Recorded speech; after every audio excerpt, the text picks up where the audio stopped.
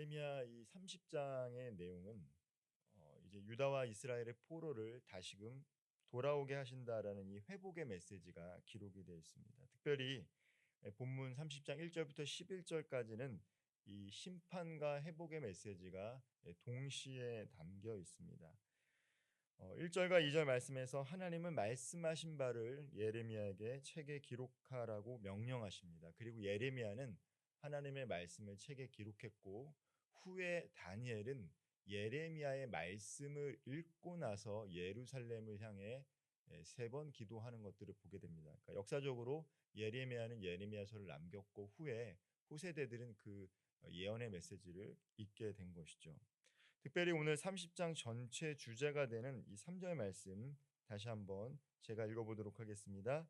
여호와의 말씀이니라. 보라, 내가 내 백성 이스라엘과 유다의 포로를 돌아오게 할 날이 오리니 내가 그들을 그 조상들에게 준 땅으로 돌아오게 할 것이니 그들이 그 땅을 차지하리라. 여호와께서 말씀하시니라. 이제 바벨론의 포로로 끌려가서 70년 뒤에는 반드시 돌아올 것이다라는 이 회복의 메시지를 전하고 있는 것입니다. 하나님께서 약속하신 땅으로 반드시 돌아올 것이다. 징계는 있지만 반드시 회복이 있을 것이다. 즉 하나님은 징계와 회복에 대해서 같이 말씀하고 계십니다.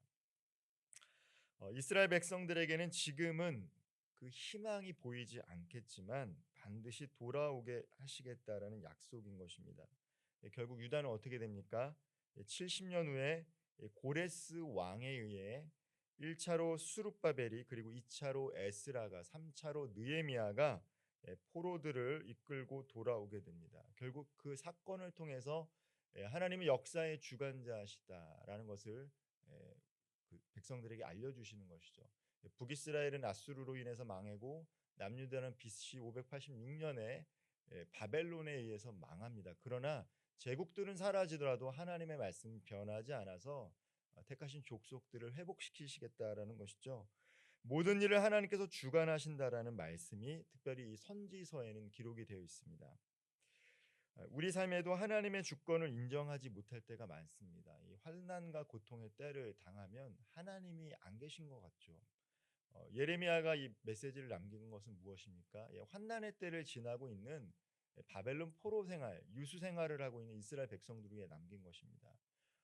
역사의 주관자 되시고 우리를 창조하시고 성전에 계실 줄 아셨던 그 하나님이 보이지 않는 것처럼 느껴질 때 하나님은 1절과 2절의 말씀처럼 이 말씀을 기록함으로 말미암아 하나님이 반드시 회복하시겠다라는 희망의 메시지를 준 것이죠. 그때까지 기다리라는 것입니다. 기다리라는 것이죠. 우리는 내 감정과 상황에 따라서 고난을 겪게 되면 하나님이 개입해 주기를 원하시지만 그렇지 못할 때 하나님이 계시지 않는 것은 아닌가라는 회의를 품기 마련입니다. 그것은 이스라엘 백성들도 마찬가지였습니다. 그러나 보이지 않지만 역사의 주관자 되신 하나님을 매 순간 믿음의 눈으로 바라보는 것들이 필요하다라는 것이죠. 하나님의 약속을 믿는다라는 것이 무엇입니까? 약속을 믿는다라는 것은 약속이 성취될 때까지 기다리는 것을 훈련하는 것입니다. 기다리는 것이 쉽지 않죠. 근데 하나님이 약속하신 것을 기다리는 것이 믿음입니다. 하나님의 약속을 내 마음대로 재단하지 않고 그분의 때를 신뢰하는 것, 약속을 이루는 그 방법까지도 신뢰하는 것이 바로 믿음이기도 합니다. 하나님의 약속은 결코 이르지도 늦지도 않게 성취된다라고 하나님의 말씀은 증거하고 있습니다. 우리에게 필요한 것은 무엇입니까? 그 때를 인내로 기다리는 것입니다. 현실과 하나님의 약속의 그 간극이 길기 때문에 결코 쉽지가 않습니다. 그래서 기다리라는 것이죠. 기도하며 기다리고 기대하라는 것입니다. 예레미야를 통해 바벨론에서 고되고 수치스러운 노예의 삶을 살고 있는 이스라엘과 유다를 향해 계속해서 하나님은 약속의 말씀을 선포하고 계십니다. 오늘 11절 말씀을 같이 한번 읽어보도록 하겠습니다. 이는 여호와의 말씀이라. 내가 너와 함께 있어 너를 구원할 것이라. 너를 흩었던 그 모든 이방을 내가 멸망시키리라. 그럴지라도 너만은 멸망시키지 아니하리라. 그러나 내가 법에 따라 너를 징계할 것이요 결코 무지한 자로만 여기지는 아니하리라. 아멘. 여기에는 자녀를 사랑하는 하나님의 마음과 그 자녀가 올바른 길로 갈 수 있도록 견책하시는 그 이 사랑과 공의의 마음이 다 담겨 있습니다. 하나님은 반드시 너희를 회복시키시겠다. 너희를 멸망시키지 않고 회복시키시겠다. 그러나 징계 또한 하겠다라는 말씀을 하고 계시는 것입니다. 우리가 어떨 때는 이 상황이 바뀌지 않으면, 우리가 변화를 감지하지 못하면 어떻습니까? 아, 기다리기가 참 어렵다라는 것이죠. 그럼에도 불구하고 하나님은 여전히 우리를 위해서 일하고 계시다라는 것을 우리는 기억해야 할 것입니다. 하나님은 그 시간 동안에 우리를 정죄시키는 것이죠. 빚고 계시는 거죠. 언제까지요? 축복을 받을 그릇이 될 때까지 우리를 예, 빚고 계시는 것입니다. 하나님께서는 회복에 대한 약속의 메시지와 함께 이스라엘 백성들에게 반드시 환난의 때가 있다라고도 말씀하셨습니다. 오늘 본문 6절 말씀도 같이 한번 읽어보겠습니다.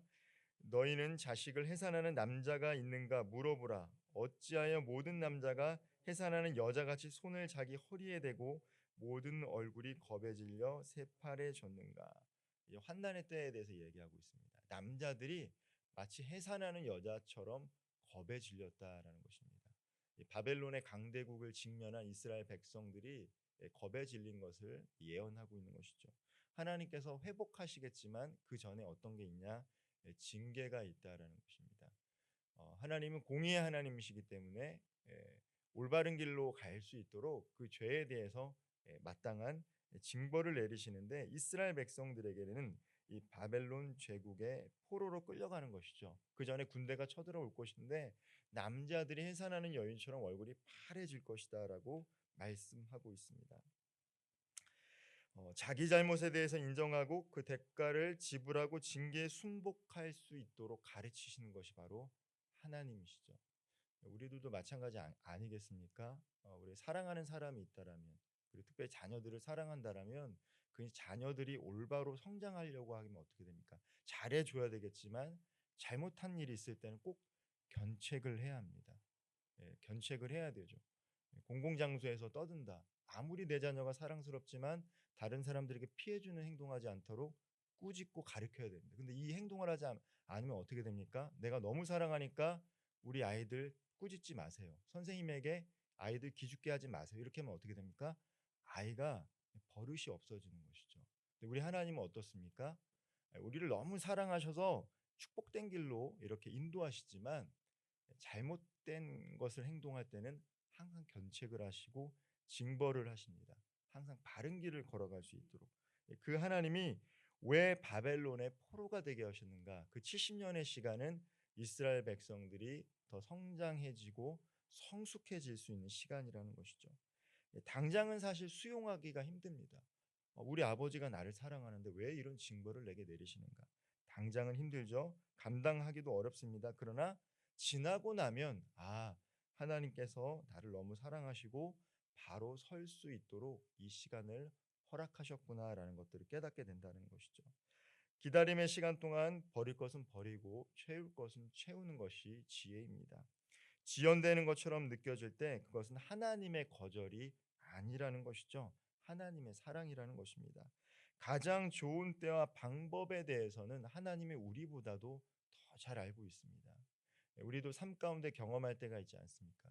간절히 부르짖으면서 하나님, 이 기도 응답해 주십시오. 근데 응답이 됐는데 지나고 나니까 응답되지 않았던 것이 더 복일 때가 있다라는 것이죠. 복을 구했는데 그것이 복인 줄 알았는데 복이 아닐 때가 있다라는 것입니다. 그래서 응답이 지연될 때 또 응답이 거절되는 것처럼 느껴지지만 그것이 가장 좋기 때문에, 가장 선하기 때문에 하나님은 미루시는 것이죠. 그분은 자녀를 위해 최고의 것을 준비하고 그날을 기다리시는 분이십니다. 이스라엘 백성은 70년이라는 징계의 시간을 인내해야 했습니다. 70년을 기다려야 했어요. 그러나 징계는 이스라엘 백성을 향한 하나님의 사랑이 식은 것이 아니라 오히려 간절하고 뜨겁게 타오르는 참 사랑의 표현입니다. 징계는 약속이 깨지거나 파기되는 것이 아니라 그날이 오면 반드시 주어지는 확증입니다. 예레미야서는 징계 속에 담긴 이스라엘 백성을 향한 하나님의 사랑을 보여줍니다. 예레미야서뿐만 아니라 모든 선지서는 징계에 대해서 이야기하고 있지만 징계를 통한 하나님의 사랑을 보여줍니다. 역사의 주관자 되신 하나님은 오늘 이스라엘 백성들에게 대반전에 대해 약속하고 계시는 것이죠. 징계는 있지만 그 뒤에는 확실한 회복이 있다라는 것을 약속하고 계십니다. 이스라엘의 하나님 그리고 역사의 주관자 되시는 하나님은 오늘 이 새벽에 이 말씀을 읽고 있는 우리들에게도 동일하게 약속하고 계십니다. 우리의 삶에 그리고 형편이 어떠하든 하나님은 사랑하는 자녀들에게 최고의 것을 주시기 위해서 기다리게 하시는 분입니다. 더 큰 복을 누릴 만한 그릇이 될 때까지 하나님은 우리를 준비시키십니다. 하나님께서 그것을 주실 때 온전히 누리고 복된 삶을 살아갈 수 있도록 하나님은 우리를 빚어주고 계시다는 것 꼭 기억하셨으면 좋겠습니다.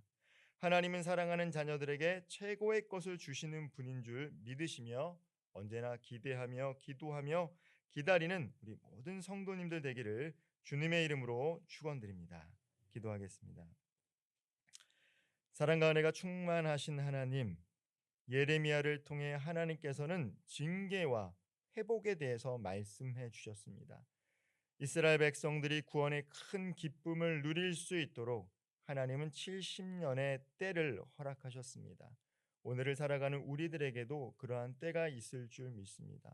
어떠한 형편에 있더라도 가장 좋은 것을 주시며 가장 선한 길로 인도하시는 분이 하나님이신 줄 믿으며 인내하며 믿음으로 기다릴 수 있도록 인도하여 주옵소서.